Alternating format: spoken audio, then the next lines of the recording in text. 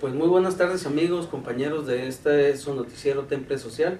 Estamos con el presidente del Congreso del Estado aquí en Baja California, el diputado Rodolfo Olimpo. Muy buenas tardes, diputado, ¿cómo está? Muy buenas tardes, Antonio, bienvenido a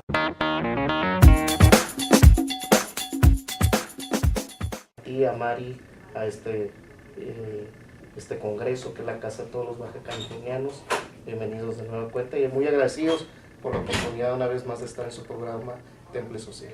Bueno, pues básicamente hace aproximadamente 2 meses llevamos a ustedes una entrevista que llevamos a cabo, vaya la redundancia, aquí precisamente en las oficinas, en la oficina del presidente del Congreso del Estado, y pues quedaron algunos temas importantes que queríamos darles seguimiento, entre ellos pues algunas situaciones de carácter federal que vienen a pues generar ciertas controversias por las cuestiones que se generan entre lo que es nuestra Constitución y la Constitución Federal.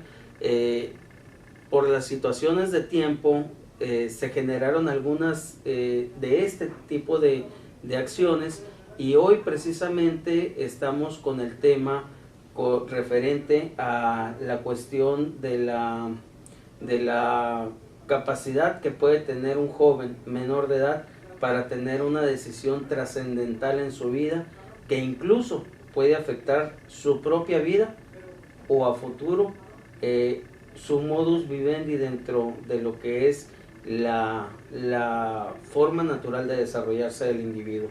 Pero para ahondar en este tema me gustaría que pues usted, diputado, nos comentara acerca de este tema que es tan importante y que a final de cuentas afecta lo más preciado que tenemos cada individuo, afecta el seno familiar, el hogar. Así es, Toño, pues qué bien que lo mencionas y que hay la oportunidad de anticiparle a la ciudadanía baja californiana un tema que en su naturaleza ya es muy polémico y es muy controvertido, pero que además nos obliga como poder legislativo de nuestro estado en Baja California, el inclusive llegar al extremo de interponer una controversia constitucional en contra, en este caso, particularmente de la Secretaría de Salud a nivel federal. ¿Una controversia constitucional en qué consiste? Es el recurso que tienen los estados cuando hay algún conflicto entre estados o un conflicto entre un estado y la federación, cuando hay un conflicto entre poderes, que puede ser un conflicto entre el poder judicial y el poder legislativo o el poder ejecutivo con algún otro de los poderes, conflictos inclusive que pueden darse entre municipios con el estado. Finalmente, la controversia constitucional está reservada para temas que pueden tener trascendencia de carácter federal o controversias entre poderes. Finalmente, la Suprema Corte se constituye en el árbitro supremo ante un choque de legalidad entre poderes, ¿no? De ahí que nosotros hemos decidido, por el tema que vamos a abordar, presentar esta controversia constitucional que justo el pasado lunes se presentó ya por parte de nosotros. En este caso es un tema de salud y nos comentaba que era... Mira, para poner un poquito en el contexto el tema, nosotros hemos venido advirtiendo con el paso de los años que la política de fortalecer el municipio, fortalecer los estados, ahora se está revirtiendo. Ahora tenemos un poder federal cada vez más fuerte, más centralista en todas las decisiones. Recordarán ustedes los fallos o las normas de carácter federal en materia electoral que inclusive llegan a absorber el control de los procesos electorales de la federación por parte ya no del Instituto Federal Electoral, sino ahora la nueva entidad, el Instituto Nacional Electoral. El Instituto Nacional Electoral, que ahora regula los procesos electorales, inclusive en los estados. Pero no solamente eso, sino ahora por mandato de ley, todo lo que se reforma en la Constitución Federal, en las leyes secundarias, viene a generar obligatoriedad a los estados para homologar las leyes. estamos próximos a tener un código federal penal para todo el país.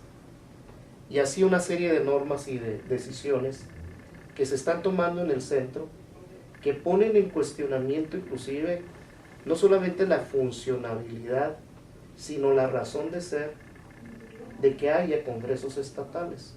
La autonomía se ve diezmada, ¿no? Por supuesto, la autonomía de los estados está muy cuestionada, un tema que acabamos de inclusive de ver en la propia COPECOL a nivel nacional. Justo la semana pasada estuvimos varios legisladores de nuestro estado en la COPECOL, que es la entidad que reúne a los diputados locales de todo el país. Y advertíamos precisamente de este abayazamiento federal que está sucediendo por encima de los estados y ni se diga de los municipios. Ya el caso particular de la controversia constitucional que acabamos de presentar esta legislatura en contra del gobierno federal, particularmente en contra de la Secretaría de Salud, es con respecto a la reciente reforma a la norma 046 de la Secretaría de Salud. Que esta norma, siendo específicos, es sobre una norma, no sobre una ley. Es sobre una norma.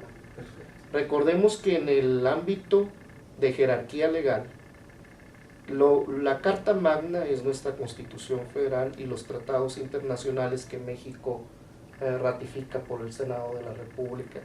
De ahí se derivan las leyes secundarias. Después de las leyes secundarias vienen los reglamentos y por debajo de los reglamentos están las normas. Así es.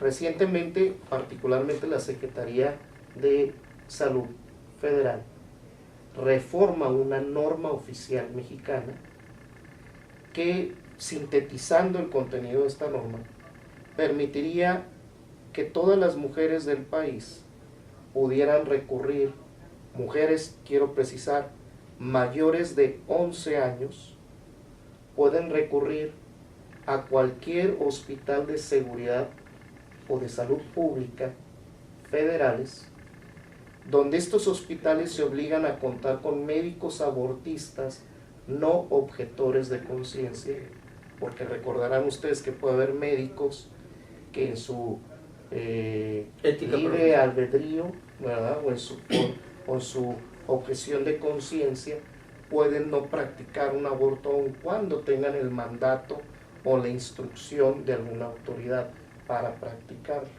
Bueno, esta norma obliga, repito, a las instituciones de salud pública a contar con médicos abortistas no objetores de conciencia para que cuando toda mujer, repito, mayor de 11 años de edad puedan recurrir a la práctica del aborto con la simple mención de decir o de que digan que fueron violadas. Como tú recordarás, nuestra Constitución en Baja California protege la vida desde la concepción hasta la muerte natural no inducida, frenando toda posibilidad al aborto, a la eutanasia, por supuesto a la pena de muerte. En este contexto, también hay ciertos factores específicos en los cuales la ley sí permite se pueda practicar un aborto. Así es. Que son 3, ¿no?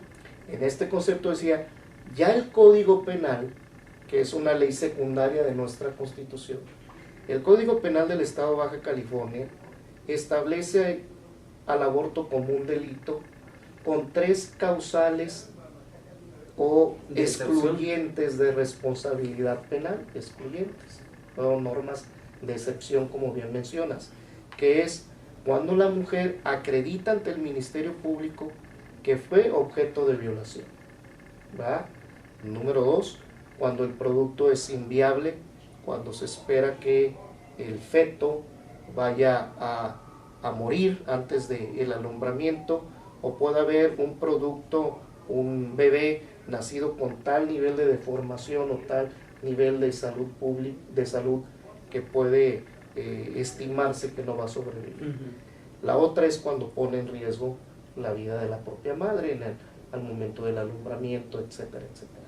Entonces hay algunos excluyentes de responsabilidad penal que a través del Ministerio Público, y una vez que acredita existen esos elementos, puede consentir en el otorgamiento de las facilidades para que se practique el aborto. Aquí lo que esta norma establece es que la simple mención de decir verdad de la mujer, sin necesidad de recurrir al Ministerio Público y acreditar la violación, y con la simple firma de unos formatos donde se le explica a la mujer de los riesgos inminentes de la práctica del aborto, eso es suficiente para que se practique el aborto. Pero aquí lo que preocuparía, diputado, es que yéndonos no a los extremos, sino a las realidades, incluso afuera de la Clínica 28, aquí en Mexicali, hay un letrero que dice, de cada niña que tiene sexo antes de los 15 años, el 50% queda embarazada. Ahí ya se habla de una inmadurez, desde el hecho de que, y siendo honestos, desde primaria ya están enseñando a los niños cuáles son los métodos anticonceptivos. Y esto habla y define que, sin caer en que nos vayan a criticar de que estamos criados a la antigüita, estos jóvenes no tienen la capacidad de medir las consecuencias de sus actos. ¿Cómo es posible que se les dé esta responsabilidad que no tienen la capacidad de dirimir a la hora de tomar la decisión de si se practican o no se practica un aborto, sobre todo en estas niñas entre los 11 y los 15 años, que si su metabolismo no está apto para tener un bebé, mucho menos para poder ser practicado un aborto?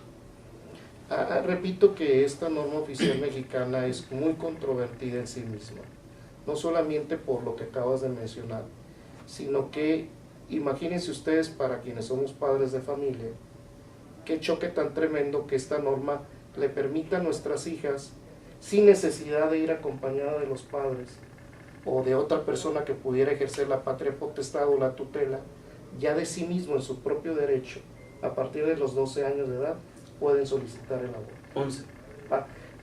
De los 11 hacia abajo, sí tienen que ir acompañados con padre, madre o tutores, pero de los 12 años cumplidos hacia arriba, ya no requieren el acompañamiento ni la autorización de nadie, ¿verdad? Aquí, en el fondo del asunto, o lo que es la sustancia del tema, que es por sí mismo muy controvertido, porque creo yo que no solamente atenta contra la vida, me refiero por lo que es la práctica del aborto, pero que también pudiera atentar contra el derecho que tenemos los padres de influir en las decisiones de nuestros hijos mientras sean menores de edad. Aquí el tema de la patria potestad queda completamente comprometido y anulado a través de esta norma oficial mexicana. Nosotros como legislatura no entramos a la controversia de la sustancia o del fondo del tema, en el cual muchos de nosotros, por supuesto, no estamos de acuerdo. Lo que sí nosotros vinimos a argumentar aquí en esta controversia constitucional es que es imposible que una norma oficial mexicana pueda venir a nulificar o a dejar fuera de observación la Constitución del Estado de Baja California y nuestro propio Código Penal, que establece como delito el aborto, cuando, repito, no ha sido comprobado ante el Ministerio Público que hay causales o que hay elementos que presuman la existencia de una violación. Esto entonces indica que ustedes ahorita están trabajando ya en enviar esta controversia a el Congreso de la Unión o al Senado o a tribunales. A la Suprema Corte de Justicia ya se presentó la controversia constitucional el pasado lunes, de tal manera que ese ya es un tema que en cualquier momento deben estar recibiendo el documento en la Suprema Corte de Justicia de la Nación y hacer lo propio para notificarle a la Secretaría de Salud sobre esta controversia constitucional, que hasta donde tenemos entendido, o solamente otro estado de la República presentó otra controversia constitucional, que fue el estado de Aguascalientes, donde ellos sí se fueron a la naturaleza o al fondo del asunto. Nosotros solamente estamos argumentando una invasión de esferas jurisdiccionales, pero también estamos pidiendo en un capítulo especial de esta controversia constitucional que la Suprema Corte de Justicia de la Nación llame al resto de los estados de la República para que manifiesten lo que su mejor derecho convenga, ¿no? Aquí lo importante es atacar esa situación, buscar que la soberanía que tenemos en los estados sea protegida y que en todo aquello, repito, que la Constitución Federal no sea específica, se deje en libertad a los estados de poder legislar. Si el día de mañana nosotros permitimos que una norma oficial mexicana pueda imponerse a la Constitución de los estados, repito, ¿qué razón de ser tendría pagar un aparato como es el poder legislativo en cada uno de los estados? Mejor quedémonos en casa, ya tenemos que homologar todas las leyes federales, ya tenemos que ir de acuerdo al criterio de la Constitución Federal, y si es así, pues mejor adoptemos todas las leyes que se legislan a nivel federal y dejemos de existir como legislaturas. Sin embargo, esto genera un gran abismo en el tema de que sabemos, y si Baja California no es muy determinante en esto, pero hay estados donde existen usos y costumbres bastante fuertes, muy autóctonas, que deben de ser respetadas. Y a la hora de caer en una tipificación de este tipo, en la cual las normas federales incidieran directamente en los estados sin encontrar este contrapeso estatal, pues automáticamente pues se caerían en grandes problemas. Caso muy concreto, tenemos aquí la disyuntiva en lo del IVA del 16%, tenemos esta que viene en materia de salud, tenemos algunos aspectos específicos de la ley de migrantes, tenemos pues muchos factores, ¿no? Sobre todo que tenemos una cultura muy diferente a lo que es el centro y sur del país, porque estamos más afines a las cuestiones de desarrollo que se ven en nuestra frontera norte, ¿no? Hay un problema que hemos advertido, no recuerdo si en la anterior entrevista lo mencionamos, pero vemos una fuerte influencia a nivel internacional, donde es muy lamentable, en mi humilde opinión, que ya no solamente los tratados internacionales no son obligatorios, sino ahora aún los acuerdos que pueda haber en los grupos de trabajo de Naciones Unidas, ¿verdad?, que no han sido votados por el Pleno de Naciones Unidas, que no han sido ratificados por el Senado de la República, sino ahora resulta que las resoluciones que lleguen grupos de trabajo en materia de derechos humanos en cualquiera de sus organismos internacionales ya no resultan vinculantes. ¿A qué me refiero con esto? Hemos querido quedar tan bien con la comunidad internacional que ahora todo lo que digan los demás países ya lo tenemos que adoptar y es obligatorio para todo el país. Eso me parece muy delicado, porque en nuestra cultura mexicana todavía hay conceptos en los cuales creo yo la mayoría de los mexicanos no estamos de acuerdo, ¿sí? No es que queramos vivir en un estado aislado, ni mucho menos retrógrada. Creo yo que hay temas en los que tenemos que avanzar, como es el tema del reconocimiento de los derechos que pueda haber entre parejas de un mismo sexo. Pero eso va a quitar el matrimonio como una institución que no solamente garantice o proteja jurídicamente la unión de dos personas de distinto sexo, sino además la procreación de la especie.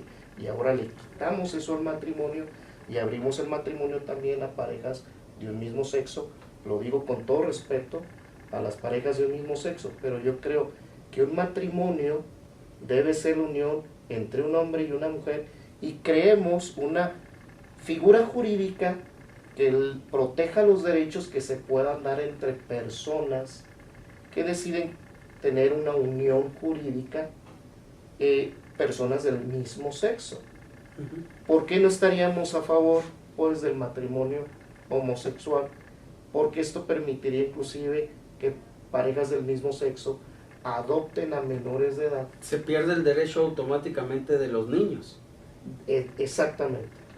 Porque hay quienes argumentan, dice, es que también las parejas homosexuales tienen derecho a tener hijos, tienen derecho a tener familia. Bueno, ¿qué vamos a pesar o a qué le vamos a dar un mayor peso de legalidad? Al anhelo que pudieran tener las parejas homosexuales por criar hijos, o al derecho que tienen los menores de edad de vivir en un entorno familiar donde puedan diferenciar con toda claridad lo que es el rol de la mujer y el rol del hombre, y que ellos en su edad adulta puedan decidir qué rol jugar. Pero si como única opción tienen ver dos mujeres o dos hombres, pues no van a tener el conocimiento de los dos roles como se da en las familias heterosexuales. Y al final de cuentas, etimológicamente, el matrimonio encuadra en un aspecto legal donde debe de ser una pareja heterosexual. Correcto. Podrá haber algún tipo de contrato, y esto muy respetable para las parejas que quieren del mismo sexo unir sus vidas y garantizarse mutuamente derechos que generen uno y el otro, pero a través de algún otro contrato que tenga, pues como se hace en Europa ya, incluso hasta un tiempo determinado para saber si ellos desean continuar con esa vida o no. Exactamente. Y con contrario a lo que está sucediendo ahora en Europa, bien lo mencionas tú, ahora Europa está regresando a proteger y darle mayor peso jurídico al matrimonio heterosexual. Nosotros creemos que estamos en la vanguardia cuando ahora estamos quebrando el matrimonio y abriéndolo a otro tipo de parejas. Y que por cierto sucede lo mismo en la famosa equidad de género en países de primer mundo como son Suecia, Inglaterra, y que ya formaron parte de estas transiciones democráticas. Se está volviendo a la libertad, a la verdadera libertad democrática, en la cual la libre competencia entre hombres y mujeres no tiene ni candados, ni restricciones, ni normatividades, ¿no? Así es. Nada más para concluir con el tema del matrimonio homosexual, recordemos recientemente la Corte Europea de Derechos Humanos dejó muy bien precisado que el matrimonio no es ni reconocedor ni creador de derechos humanos. El matrimonio es un contrato jurídico entre partes, donde los derechos humanos no tienen que ver con el contrato del matrimonio, porque hay quienes han estado argumentando que es un derecho humano de las parejas homosexuales a contraer matrimonio. El matrimonio es un contrato jurídico. Si fuera un derecho humano, de mutuo acuerdo, naceríamos con ellos.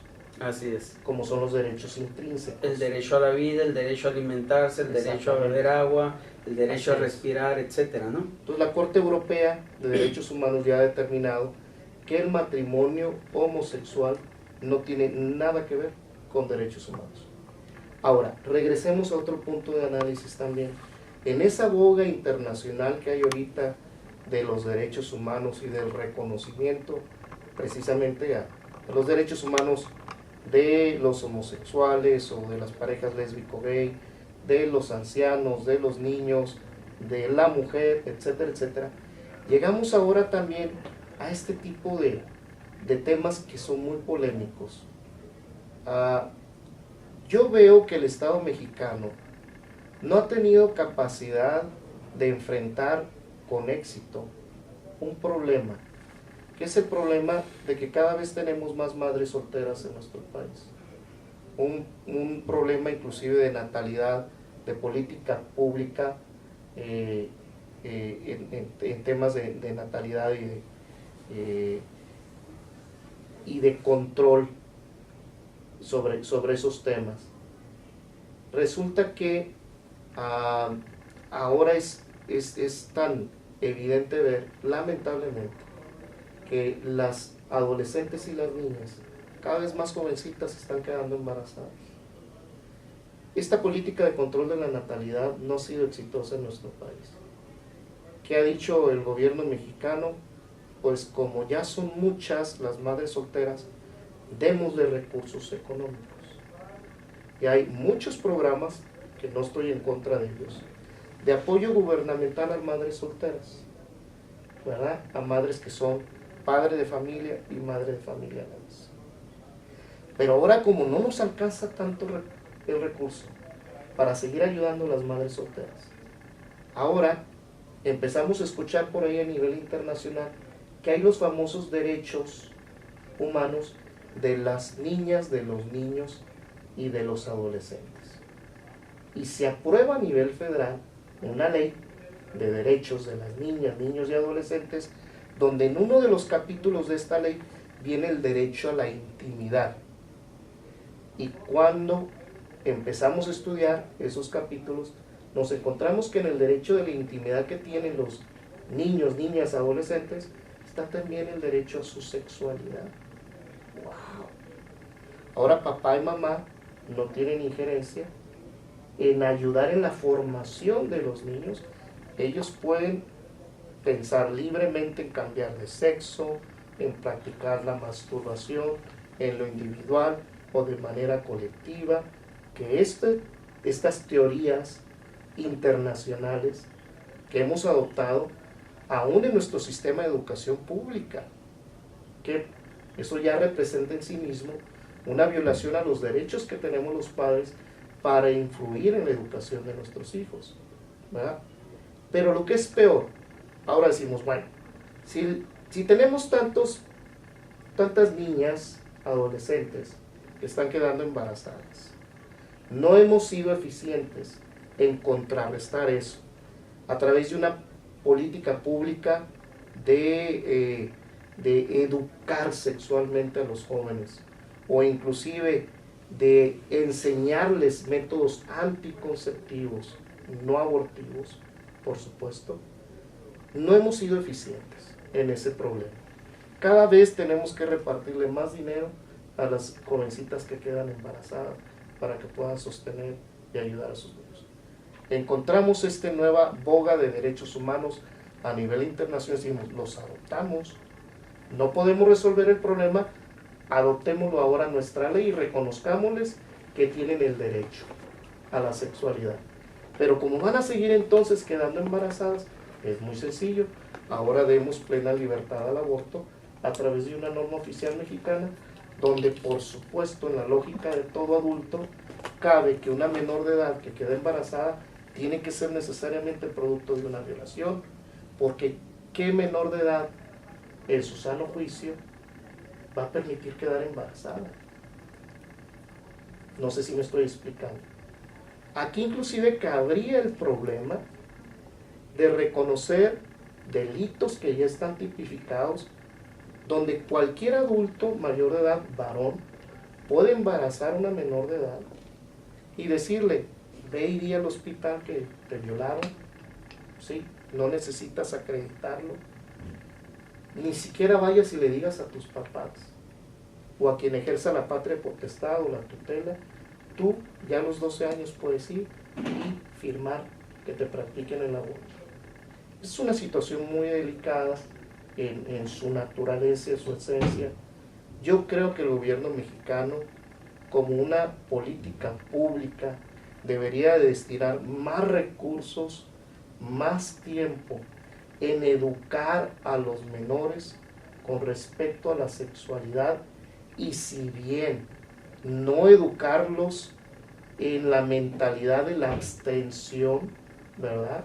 O de que los jóvenes busquen reservar tener sexo hasta el matrimonio, ¿verdad? O al menos hasta que sean mayores de edad. Sí, el gobierno mexicano, antes que facilitar recursos para el aborto, facilitemos recursos para la educación, facilitemos recursos inclusive para que tengan métodos anticonceptivos los jóvenes. Para una prevención educada. Por supuesto. ¿Qué nos saldrá más barato? Digo yo. Inclusive con todos los riesgos clínicos que implica la práctica de un aborto, donde nunca se sabe qué pueda suceder, qué daño puedan generarse no solamente en los aparatos reproductivos de la mujer que permite le practiquen el aborto, sino también hay que reconocer hay daños psicológicos que permanecen derivados de este tipo de prácticas. ¿Por qué correr esos riesgos? ¿Por qué no mejor educamos a los jovencitos? ¿Por qué no facilitamos recursos a agrupaciones de la sociedad civil que tienen toda la experiencia y toda la habilidad para convencer a los jóvenes que se abstengan inclusive de practicar sexo hasta el matrimonio? Y si algún joven no acepta este tipo de políticas, bueno, enseñémosle cómo usar preservativos, los métodos anticonceptivos. los métodos anticonceptivos, ¿verdad? Por supuesto que aquí nadie quiere que las madres que han abortado estén en la cárcel. Eso también no podemos llegar a esos extremos. Pero yo creo que como Estado no hemos sido lo eficientemente capaces para regular ese tema. Y probablemente lo más importante es el también ver que las leyes no quiten lo más importante que hemos visto reiteradamente con todas estas leyes futuristas, si se les quiere llamar así, que han caído siempre en la destrucción no solamente de valores, sino de la composición armónica de la sociedad. ¿Y por qué? Porque dañan directamente la estructura que genera el hacer del propio medio en el cual se desenvuelve el individuo, que es, atacan directamente la raíz de la educación, que es la familia. Así es. Pues se nos acaba, no el tiempo, pero sí la batería.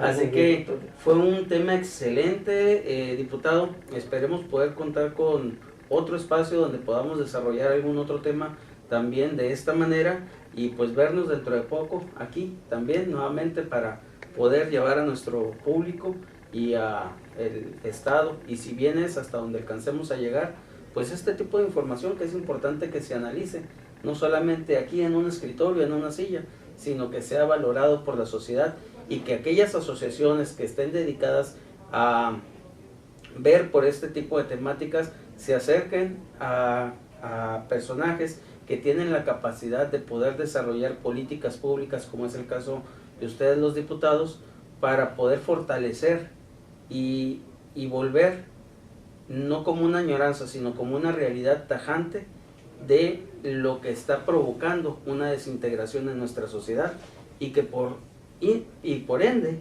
nos genera también grandes problemas de lo que sufre tanto ahorita la sociedad, que es la inseguridad. Así es. Muchas gracias. Antonio, muchas gracias a ti. Gracias.